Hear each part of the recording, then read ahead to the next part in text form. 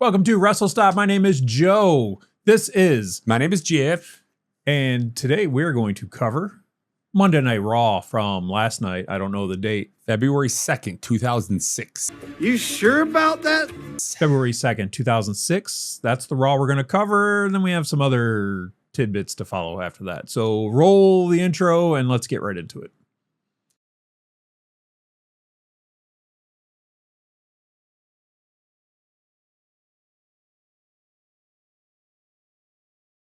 Oh, welcome back. So we are covering the Raw from last night. Overall, I feel like the show was very disjointed, very kind of all over the place. Usually the Raw or Raw after a big PLE, like especially one of the big four PLEs, is much better. Much more okay, especially this one is the road to WrestleMania, so it should start lining those up. But this Raw to me just felt very I don't know, like. Do you have a reason why? I've got two reasons why I think it's a possibility. It just seemed like a lot of things happened, which we're going to talk about, in the recap. But a lot of things happened that either didn't make sense in the way they happened, or just didn't lead to anything, and I don't see how they could lead to anything because they're irrelevant things that happened. I think there were storylines they were trying to get to they couldn't get to. Do you want to cover that now or at the end? Storylines to get to because they had so many commercials? Well, that too, or my God. So, okay. It's a 2.5 hour show, Jeff. You took the commercials out, it's a half an hour. Dude, it was rough. There Three were matches. So many commercials. Three matches, not counting the Obafemi destroying the War Raiders, which I think his little prance down the aisle took longer than his destruction of those two supposed we'll talk about that video. Champions. Or that match. But my girlfriend even said it's one thing that there's so many commercials. And so many commercials was terrible, but they're all the same commercial. Same commercials. There were two, in the first hour, there were two Royal Rumble recaps. Yeah. Where they pretty much recapped the exact same thing. Yeah. So they could make this a half an hour show. Raw could be a half an hour. You think that's part of the deal with ESPN to maybe recap the PLEs this much to try and get people to go to ESPN to see it? Could be. I don't know, but they need to fix it because it's bad. It's really bad. And don't fix it like they fixed SmackDown, where, yes, they had less commercial breaks, but the commercial breaks were longer. Yeah. So it's the same thing. All right. Well, let's talk through the show, Yeah. and then we'll talk about some of my ideas on why I think it may have felt a little disjointed at the end. Okay. So started out, Brian Breaker came down. He was very upset of what happened at Royal Rumble. He won. He was first upset by being number 2. He thinks Adam Pearce did that intentionally to cheat him, which I don't understand. Doesn't make sense. He picked his own balls. Yep. And then he was upset that he got attacked, and he thinks Adam Pearce had something to do with that. So he started flipping tables. I laughed because he did a piss poor job. He had trouble flipping the announce table, and he was raging in that, but he was a little upset. Then LA Nate comes out and chair shots Vision. Mm-hmm. He takes everybody out. So thoughts on that? That was the first part that didn't make any sense. That would have been better mid Raw or something like that. I didn't think. It just didn't feel right. I understand they want to make Braun Breaker look like he was angry and he was upset, and he feels like he was screwed over, even though the logic doesn't make any sense because he picked his own spot. None of that makes sense. But he's a heel, and it doesn't have to make sense. So yeah, I guess. So alrighty. Well, beyond that, yeah, I thought that was kind of, like you said, kind of short. They always open Raw with something and not a match. I guess, yeah, you said they could have had somebody else come out and Brian Breaker interfere. Someone could have come out and cut a promo. Yes, that's what I'm saying. Brian Breaker interferes. So flip flop that in the Liv Morgan promo, maybe with Dirty Dom or something. I don't know. It just didn't make sense to me. Next up was the first match of the night. Well, they did some recaps. I didn't account for those. 1,000 recaps. Yep. Javon Evans versus El Grande Americano. They did announce during the match that Javon Evans was the Iron Man this year. He was almost at 41 minutes. Doesn't it seem soft? It does seem kind of soft, but both the matches seemed relatively short this year, comparatively speaking. Yeah. They wrapped up. Sometimes, the last person comes out and then the match goes on for another 15, 20 minutes. I thought both these matches wrapped up shortly after the 30th contestant. So it really doesn't open up a lot of room for an Iron Man, Iron Woman. But it's also like you can't have the number 1 or number 2 person go the length every single year, or else it just gets they overly tried this year predictable. with diapers. What's up, diapers? Charlotte Flair. Oh, Charlotte Flair and They Alexa. tried. Did you see? They said that the Alexa elimination when it happened was a botch. She wasn't supposed to go out at that point. Oh, really? I did not see that. Yeah, I saw something that Alexa. I did see something about Brock Lesnar's elimination was a botch. But Yeah, that the timing during Jay's. Yeah. So, but yeah, so that was that. I think this was an El Grande, a match that come out to further the El Grande Americano beef between the two of them. I know you don't really care about it. I think it's funny. I'd like to see. I'm curious to see where that goes. But it did give us give our boy Javon Edwards a big win. Yeah, but you have Javon Evans, who God, my nose is super itchy. I apologize. Javon Evans, who's like an up and coming star. He's going to be huge. So they have him come out, and then mid match they have OG American El Grande, whatever, come out. Yeah, because which takes away from Javon Evans a little bit, right? Because everyone wants Chad Gable back. Who? Chad Gable's not back yet. Yeah, I know, but this guy, they all want this guy back. And we want the OG Americano. All he did was stand in the thing with his 2 fingers up. That's not all he did. What else did he do? Gracias. Oh, okay. He also said gracias, but he didn't do anything with the match. That's all he did. But he interfered. He brought the ref's attention to them using the forehead plate. It's just, I don't know. I feel like they did Javon Evans a disservice there. They should have, if they were going to do something, let Javon Evans win clean if they were going to have him win. And then maybe OG American, I can't say his name. El Grande. El Grande Americano. Yeah, I don't know why I can't say OGEG. Come out afterwards or something and do something. I don't know. But I feel like they took away from Javon Evans. All right. Well, this is one of my points. I'm not going to wait to the end of the video. Oh. Was OG El Grande supposed to premiere last week?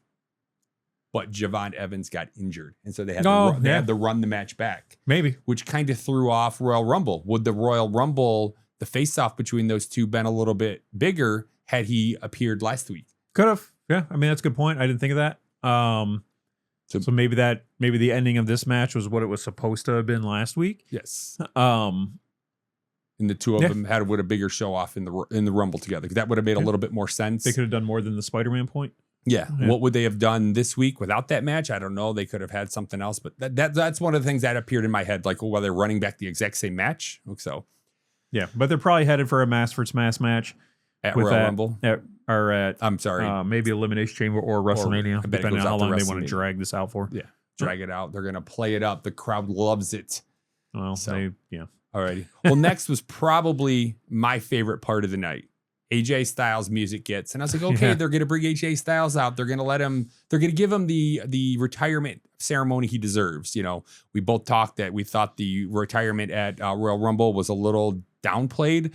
Like he got no send off from the locker room or anything like that. So I thought maybe this was gonna happen on Monday or Raw. I was kind of like looking forward to that. And then Gunther comes out, and man, did the crowd boo him. He even did the stuff where he puts his arms down, and it was great. I thought awesome. That was fun. That was the first time I've seen Gunther do I don't know, like comedy heel. Yeah, like a comedy type heel or something like that. I know he says stuff and he talks trash to people and stuff like that, and he's a very good heel. But I thought that was pretty cool. It was funny. So Dragon Lee comes out to defend his boy AJ Styles. They were just the tag team champions not that long ago, and Gunther just absolutely destroyed him. Hung him from the side of the ring, which I saw online. I guess they stole that from AEW. I don't know, maybe. But no, I thought that was a pretty cool beatdown. Yes, he's Gunther's oversized. He should be able to take out Dragon Lee, but it just really showed that Gunther's power and devastation again. Couple things there. Okay. One, when Dragon Lee was coming out, he was running up to the thing, and usually when someone comes out or is coming to do something, the crowd pops and the crowd goes nuts. Silence. I didn't even know. It looked like somebody screwing around in the background because the way the camera angle was shot, looking at Gunther, and then you could see the ramp behind him, and then you could see Dragon Lee coming out. It just looked weird. It just didn't look right for the first thing. Second, now they're going to have this is probably going to play out to at least Elimination Chamber. So it'll probably be Gunther versus Dragon Lee at Elimination Chamber or something like that. Gunther has retired Goldberg. He's retired John Cena, and now is retired. AJ Styles, his next feud is Dragon Lee. Maybe it won't even end up in a match. Maybe he'll just smash him. Maybe they'll use that, and then somebody will come out. I don't know who else could come out, or maybe some reason this is the way AJ Styles comes back. I don't know. We'll see where this goes. But yeah, that does seem like a bit of a letdown for Gunther to fight. It's almost he did these huge things, and now he's taking a step back. Dragon Lee is great. I think he's a great wrestler, but was it possible they were going to have Gunther retire, or are they building up Gunther's going to retire Rey Mysterio? Well, I heard Gunther is going to retire Brock Lesnar, is what I heard. Oh, wow. This year? Yeah, at WrestleMania. That was what I heard. Okay. I don't know if it's true. They can't do that. Brock Lesnar and Obafemi needs to happen at WrestleMania before he gets retired. Oh, no, that didn't happen. We can talk about it. Yeah. No, I agree. But I don't know the way Brock Lesnar is. Would he put over a new guy? I don't know if he'd put over Obafemi, which he should. But I think he owes WWE something after they let him destroy John Cena in John Cena's second to last PLE match, or his last PLE match. So I'd be for it. I'd be like Obafemi come out and beat him in like a minute. Yeah, just crush him. I think that'd be great. So next we head backstage again. We've got Paul Heyman talking to Adam Pearce, asking for a match, Braun Breaker versus LA Knight tonight. And he said, "Please, sir," which kind of caught me off guard. Adam Pearce responds, "That can't happen. I've already escorted LA Knight from the building," which immediately in my head is like, no, you didn't. He's coming back, but okay. And then Adam Pearce says, "I'm setting up a match. Bronson Reed versus who did he end up fighting? Oh, Penta. Yeah. We're gonna have to revisit this, but I think this is setting up something else. Okay, we'll get back to that then. All right, so next up came the War Raiders. It was so funny. The kids were watching one of our draft videos the other day, and like Eric or Ivar came up on the screen, and my wife was like, "Who's that?" And I was like, "Oh, he hasn't been on the screen in a while. He was from the Viking Raiders." She's like, "Oh, I remember them. I haven't seen them in forever." Well, then the War Raiders come out and they got a match. I was like, "Okay, well, who are they? What feud are they building up?" And then Obafemi comes down, and I'm going to let you take this over. So I'm really torn on this match, right? Because I do like the War Raiders. I think, especially they're two big guys, like big guys. They both move incredibly well, I think, in the ring for their size. They're fairly agile. They're pretty quick. They can't get over. They do have a hard time getting over. But I don't think the answer to that is have them get squashed. I was shocked by that. But on the flip side of that, though, is I am a huge Obafemi fan. Yeah. So watching him squash two big guys is good fun for me. But I just wish it wasn't the War Raiders. Yeah, I was, when I first saw Obafemi coming out, I thought, are they going to bring Hobbs out? Is this going to be a match like the War Raiders versus Obafemi and Hobbs? Oh, God. Who would win that? Yeah. I mean, that's a match for big guys that move well. That could have been a fun match. Yeah. But no, Obafemi destroyed him. There's now's the argument. Where is he going to sign? Yeah. And then that was it, though. It didn't mean anything. Yeah. It was just a thing for them to show Obafemi. I know they're going to push him, which is great. I think they should. It was another one of those disjointed moments. It just didn't make sense in the context of what was happening. My nose is on fire. So I've got another topic on an idea of why maybe they threw this in here. So when I watched Raw last night. Didn't pay attention to it or anything. I loaded it back up this morning to kind of watch some highlights and take some notes before work. And I noticed when I was scrolling through the episodes on Netflix, they give the description. And on last night's episode, they had listed the Usos were supposed to wrestle against Otis and Tozawa for the championships. But in last night's episode, they announced it was going to be next week. So we've mentioned a couple times now that Jimmy's been absent for about a month now. Were they originally supposed to wrestle last night and something happened? They had to cancel it and push it back a week, which is, again, they had to throw in some last minute thing. They're like, let's have Oba destroy the War Raiders. Maybe. Was this a time filler thing? It could have been. I mean, like I said, I wasn't mad at it. I think it was cool to show someone like Obafemi, who they're going to push, that he's just a destructive guy and he just he's going to run through everybody. I'm good with that. I just wish it wasn't the War Raiders. Yeah. That's all. All right. Next, we cut to Finn Balor pre-tape promo. These pre-tape promos really bother me. You know, I like learning about and seeing some of the Finn Balor stuff. I like they're pushing him again. You know, he just doesn't appear to be part of the Judgment Day anymore, which I'm really happy about. What your thoughts on the promo or anything you want to? I thought it was okay. I don't mind them. I don't mind the pre-tape promo as much as you do. It's just we're already watching so many commercials, and you just know at least when somebody's doing an in-ring promo or a backstage promo, there's a chance that somebody's going to interfere. With these pre-tape promos, they're just nothing exciting is going to happen. Yeah, I mean the production value's there and stuff like that, so I don't hate them. I thought it was okay. I like Finn Balor. He should be a champion. I don't know if one of the two main champions or not, but at least one of the two mid ones, I think. I would love to see a Finn Balor versus like Carmelo Hayes rivalry. That could be something fun. like that. Both guys can go, so I think that would be fun.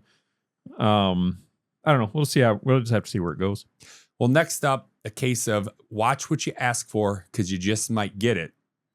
I was asking for an in-ring promo, and then I got the Bella Twins. And all I have to say is, why are they back? I went to the bathroom.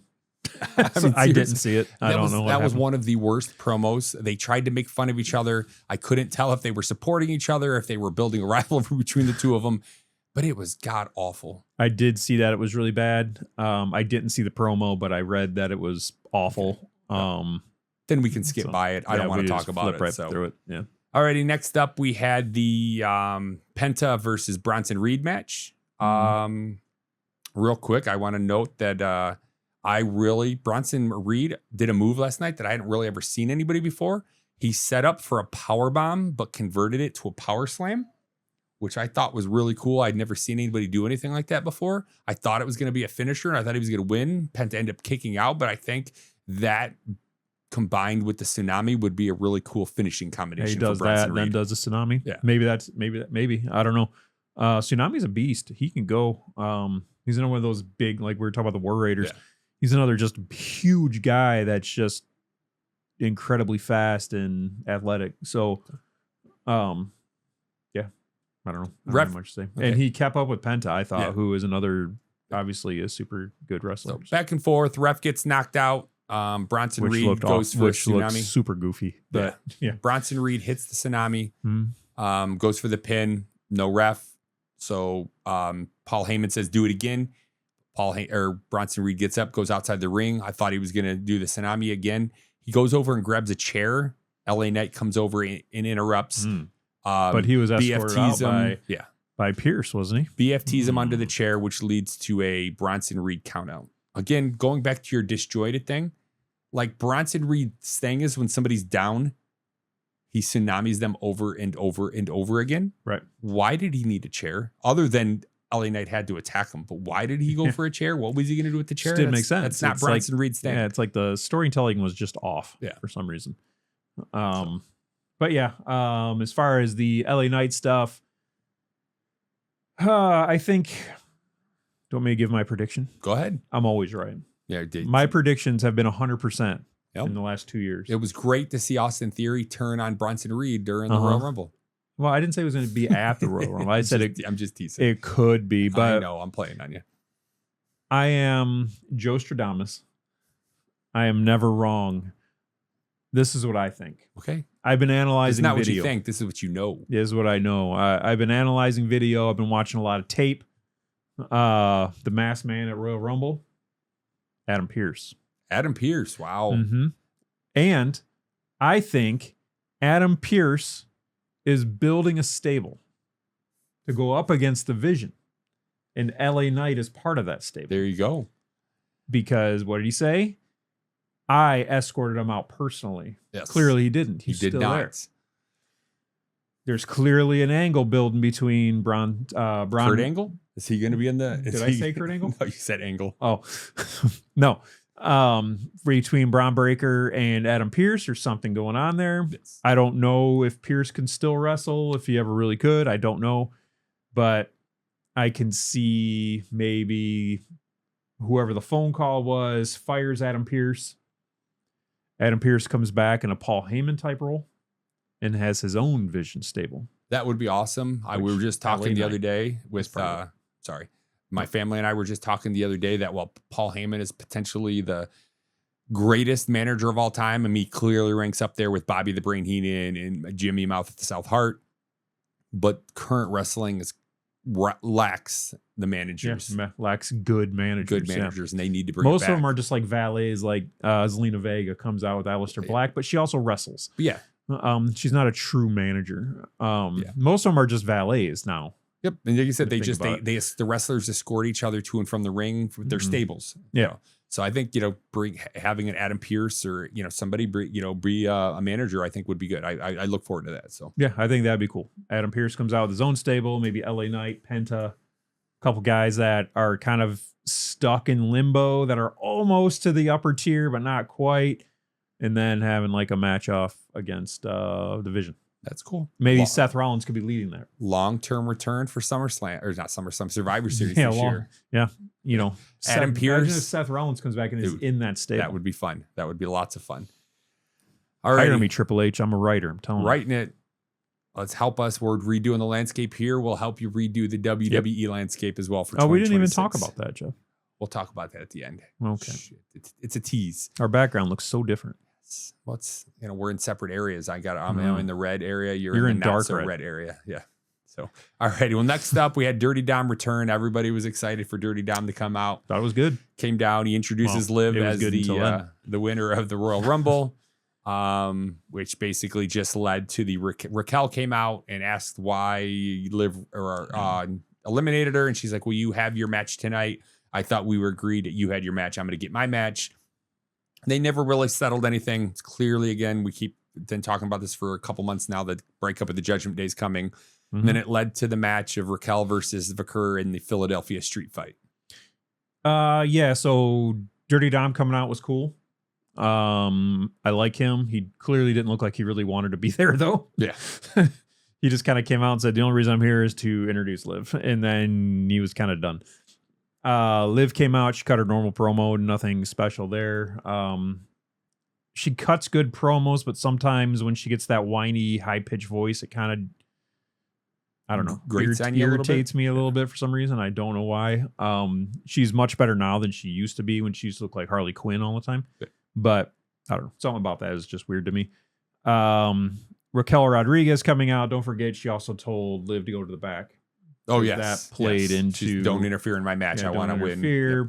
Then the Raquel Vicker match, another botch fest. I mean, how many times did Raquel try to do... Like, she tried putting the chair in the turnbuckle, and then it popped out, went flying. Yeah. That's not really a botch. That was just bad physics. Then she tried to throw the thing over the rope, and it hit the top rope, and then came back and hit her in the head. I mean, it's a botch. Yeah, I just look at that stuff happens. It makes to me it seems like it happens to some people a little more often than others, though. That's the problem. What I didn't understand is why she felt the need to throw 10 to 12 chairs in the ring.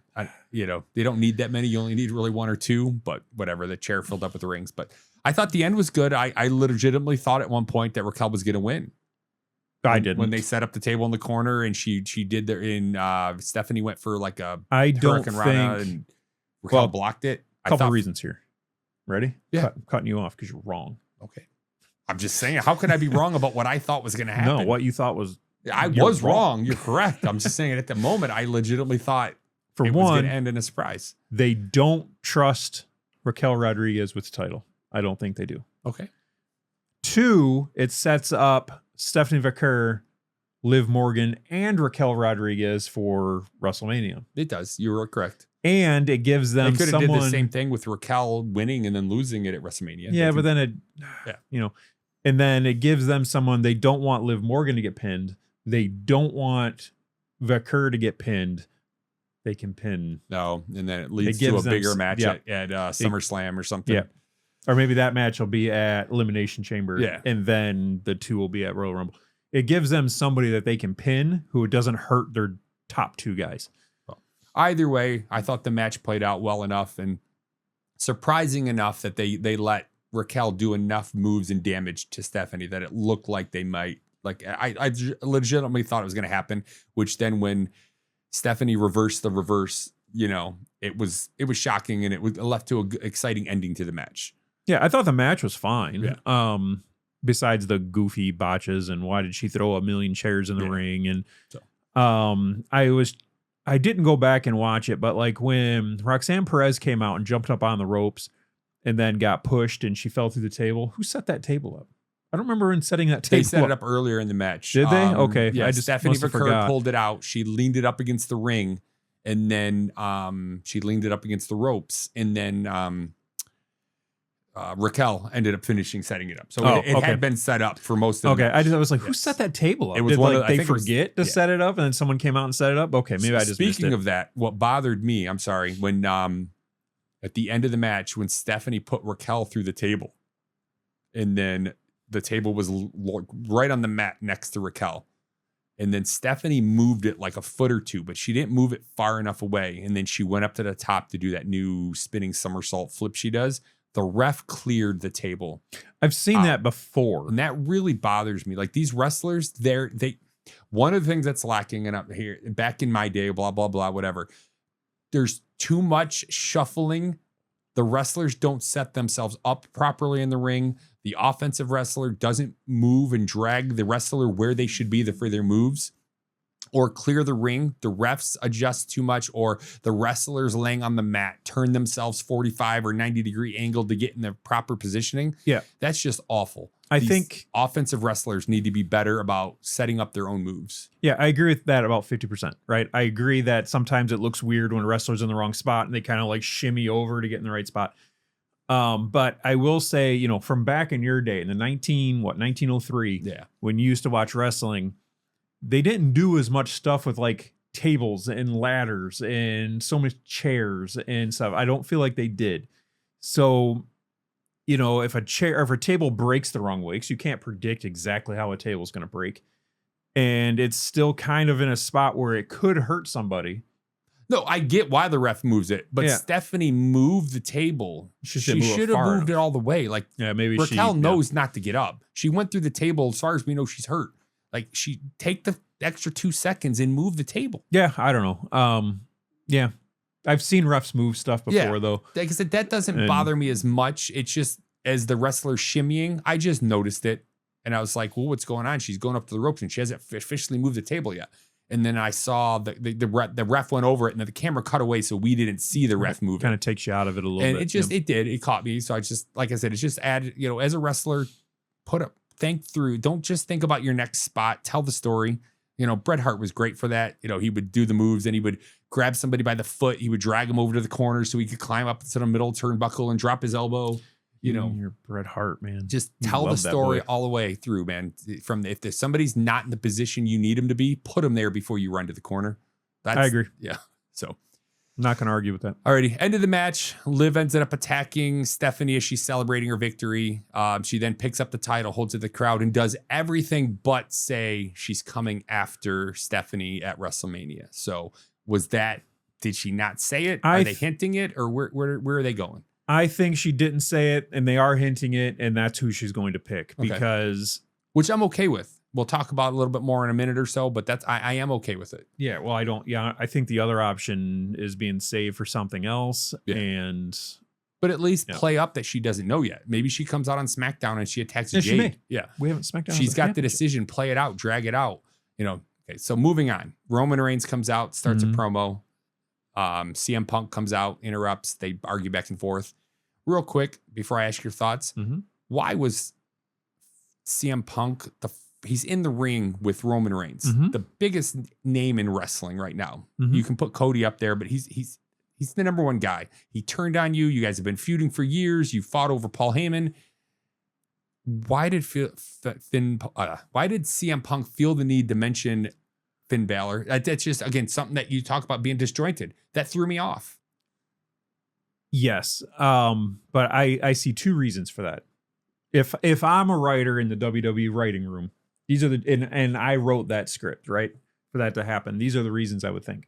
One, it's basically like a slap in the face to Roman, right? Because they're going to fight, obviously. Kind of builds their feud up. He just blows past Roman and cuts a promo on Finn Balor.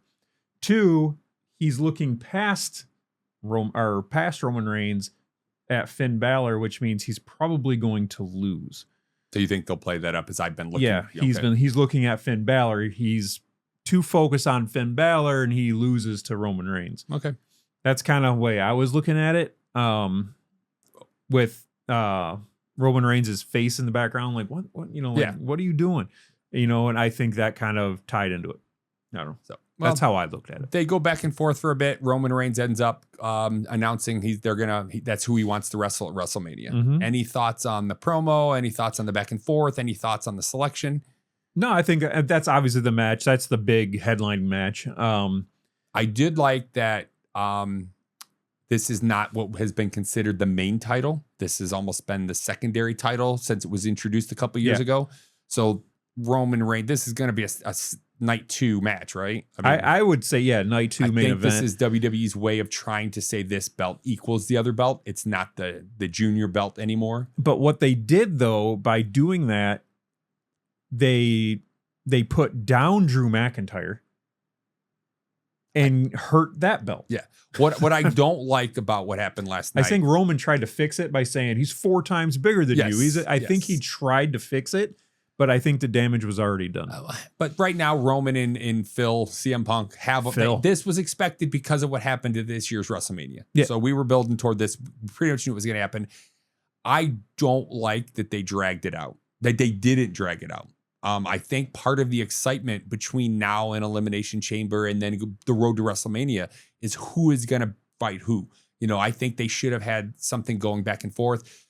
The only thing I could think of is Roman's taking another break. It is what it is. And they wanted to get this settled now. But looking at the schedule, we had Royal Rumble this weekend. We've got in 4 weeks, at the end of February, Elimination Chamber. And then we go to mid-April without a PLE. Is there a Saturday Night's Main Event? They may throw a Saturday Night's Main Event in there. I was looking at the calendar. Nothing I saw announced. Okay. But you could have used that 6 weeks to build up, the winner of Elimination Chamber is waiting for Roman to make his decision.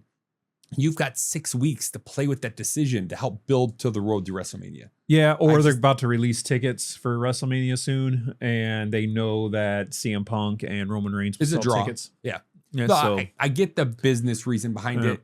I'm thinking the storytelling reason behind it, that playing the story out a couple more weeks or another month and a half would have, in my opinion, would have been better. Yeah. I would have dragged out the decision.